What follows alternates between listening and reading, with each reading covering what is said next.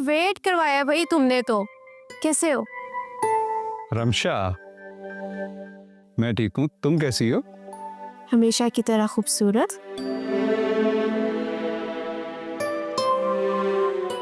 Rabia aunty, आप कैसी हैं? मैं ठीक हूँ बेटा, माशाल्लाह तुम तो बहुत बड़े हो गए। ओह सहर, काफी बड़ी हो गई हो। नजर आ गई मैं तुम्हें? आओ जुबैर, तुम्हें तुम्हारा कमरा दिखाता हूँ। चलो रमशा। Let's go. प्लीज।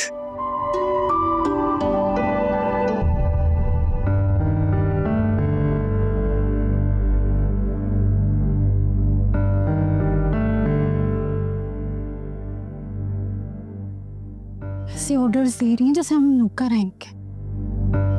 हाँ, अब क्या कह दिया मैमुना भाभी ने? देखा नहीं था आपने कैसे बोल रही थी कि राबिया जाओ जाके खाने की तैयारी करो, सहर जाके माँ की मदद करो। बुरी बात सहर, दूसरों में हर वक्त खामियां मत तलाश करती रहा करो। अम्मी बात सुनिए मेरी, जब खामियां होती है ना तो वो नजर आती है।